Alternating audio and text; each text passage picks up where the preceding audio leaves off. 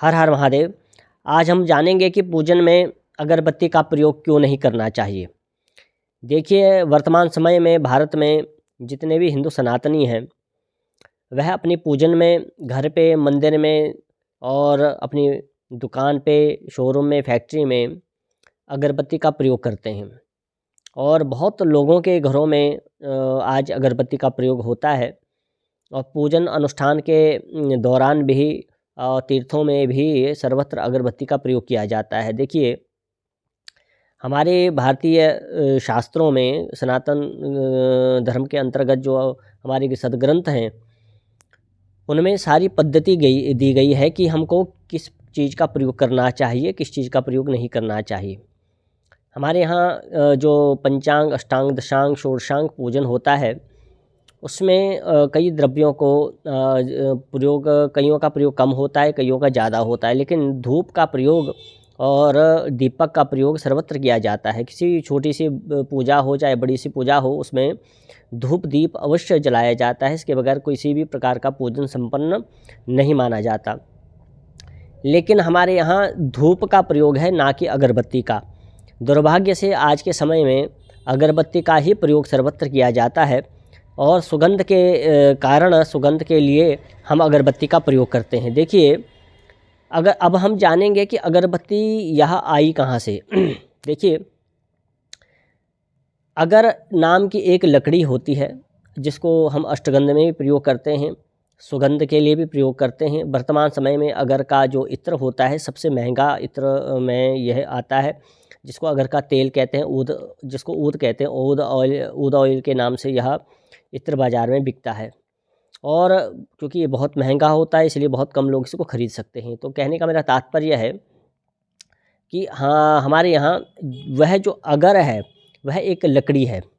तो प्राचीन काल में भी अगर आप रामायण पढ़ेंगे तो उसमें, रामायण में लिखा है बालकांड में, कि जब भगवान श्री राम का जन्म हुआ था, तो सर्वत्र पूरी अयोध्या में अगर का धुआं फैलाया गया था, अगर का धुआं किया गया था। अर्थात अगर एक सुगंधित एक लकड़ी है और वह लकड़ी बहुत महंगी होती है, बहुत कॉस्टली होती है। इसीलिए इस अगर की लकड़ी को सबके लिए जलाना बहुत मुश्किल होता है। और वह एक लकड़ी थी जिसका हमारे यहाँ यज्ञ में, पूजन में, अष्टगंध में और उसके धूप में इसका प्रयोग होता था। जब धूप का निर्माण होता है, षोडशांग धूप का निर्माण होता है, दशांग धूप का निर्माण होता है, तो उस धूप में वह अगर की लकड़ी का प्रयोग होता था, उसको खुशबू के लिए। और इसके कई औषधीय गुण भी हैं, कोई इसके दैवीय प्रभाव भी हैं। तो अगर का प्रयोग हमारे यहाँ सुगंध के लिए धूप में इसका प्रयोग होता था।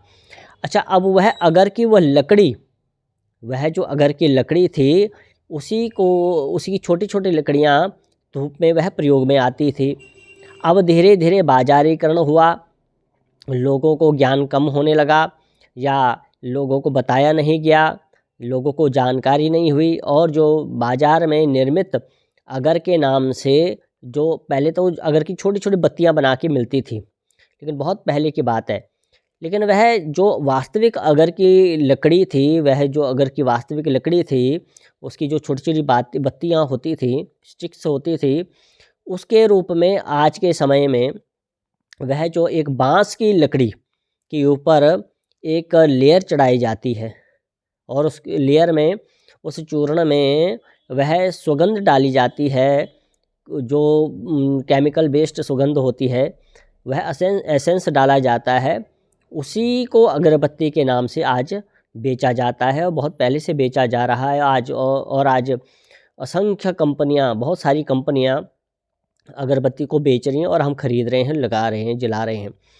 देखिए, अगरबत्ती कभी भी, जो वर्तमान में अगरबत्ती आ रही है, जो वास्तविक अगर है, जिसका प्रयोग हमारे यहाँ शास्त्रों में बताया गया है, अब उसको तो हम भूल गए, उसको तो कोई नहीं जलाता। लेकिन जो खतरनाक एक अगर की अगरबत्ती के नाम से हम जो धुआं अपने घर पे कर रहे हैं, वह बहुत ही ज़्यादा हानिकारक है। बहुत साल पहले टीवी पे भी इसका एक जी न्यूज़ पे काफ़ी लंबा एपिसोड आया था, आधा घंटे का, जिसमें बताया गया था कि वर्तमान में अगरबत्ती 100 सिगरेट जलाने पे जितना प्रदूषण होता है, मात्र एक अगरबत्ती जलाने पे उतना हानिकारक विषैले तत्व उसके अंदर से निकलते हैं।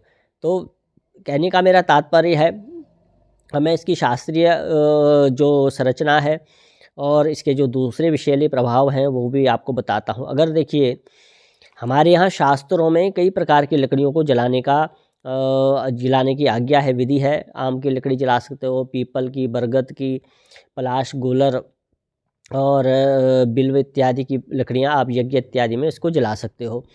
लेकिन हमारे यहाँ बाँस को जलाया नहीं जाता। हमारे यहाँ कहते, शास्त्र में कहते हैं कि बाँस को जलाने से वंश की वृद्धि रुक जाती है, वंश वृद्धि नहीं हो पाती, आपके कुल को, परिवार को नुकसान हो सकता है। बाँस को जलाने से नेगेटिव एनर्जी का प्रभाव बढ़ता है।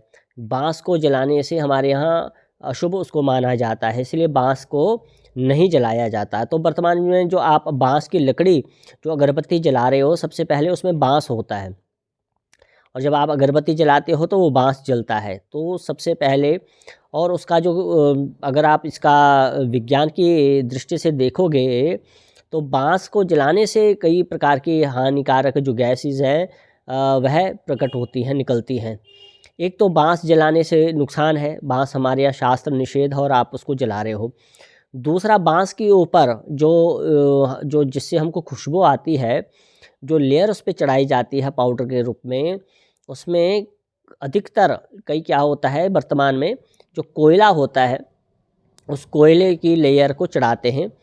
तो उसका जो पेस्ट बनाया जाता है उस लेयर चढ़ाने के लिए कोयले के अंदर कई प्रकार की फ्रेगनेंस डाली जाती हैं और कुछ विशेष केमिकल डाले जाते हैं, जिससे उसको उसका बाइंडर बना के उस बाँस के लकड़ी पे चढ़ाया जाता है। देखिए, हमारे यहाँ कोयला भी निषेध है, अर्थात कि कोयला, जैसे आपने देखा होगा पहले लोग, अब तो हीटर आ गए, पहले लोग कोयले की अंगीठियाँ जलाते थे सर्दियों में जब ठंड हो जाती थी ज़्यादा, और जलाने के बाद कहते थे कि इस कोयले की अंगीठी को रात्रि को सोने से पहले आप बाहर रख दीजिए, क्योंकि उससे विषैली गैस निकलती है, कार्बन निकलता है जो हमारे शरीर के लिए हानिकारक है। अब तो वो कोयला ही हमारे घर के अंदर पूजन के अंदर जल रहा है। दूसरा, उससे निकलने वाले जो अशुद्ध जो केमिकल्स बेस्ड जो इत्र हैं, जो सुगंध है, वह भी हमारे शरीर के लिए हानिकारक है। तो कहने का तात्पर्य ये है, जो बाँस, जो कोयला, जो विषैले जो गैसेज़ उसमें से निकलती हैं, तो शरीर के लिए तो हानिकारक है ही हैं। वह हमारी शुद्ध हवा को अशुद्ध करती हैं, हमारे शरीर को नुकसान पहुँचाती, प्रकृति को नुकसान पहुँचा रही हैं। दूसरा, उसका जो आध्यात्मिक जो प्रभाव है, दैवीय प्रभाव है, वह भी हमारे उस ऑरा को नेगेटिव बना देता है, हमारे घर के वातावरण को नेगेटिव नकारात्मक शक्ति से भर देता है। तो वो सुगंध, मात्र सुगंध से हमारी पूजन सफल नहीं होती। सुगंध का भी हमारे यहाँ एक वर्णन है शास्त्रों में कि किस प्रकार की सुगंध, कौन सी सुगंध, कैसी सुगंध। लेकिन जो ये जो आर्टिफिशियल सुगंध है, जो एसेंस हैं, और जो अगरबत्ती के नाम से आज के समय में हम सोचते हैं कि हमने पूजन में अगरबत्ती जला दी और देखिए बहुत अच्छी खुशबू हम फैल रही। देखो, हमारे यहाँ खुशबू का जो ये इस समय वर्तमान में खुशबू के लिए चंदन की अगरबत्ती ले आओ, केवड़े की अगरबत्ती ले आओ, गुलाब की अगरबत्ती ले आओ। तो जो इस प्रकार के बाँस की लकड़ी से निर्मित जो अगरबत्ती बाज़ार में मिल रही है, आध्यात्मिक रूप से भी वह पूजा में अत्यंत निषेध है। कभी भी अगरबत्ती का प्रयोग पूजन में नहीं करना चाहिए। और अगर आपको वास्तव में हमारे यहाँ अगर पूजन में जलाना है तो धूप जलाइए, शुद्ध धूप का निर्माण कीजिए। मैंने पहले भी बताया है कि जो वर्तमान में धूप मिल रही है वह भी बहुत अशुद्ध है, फिर भी धूप का विकल्प है, आप उसको बनाकर घर पे जला सकते हो। अगरबत्ती तो बिल्कुल भी नहीं जलानी चाहिए, पूजन में बिल्कुल निषेध है अगरबत्ती।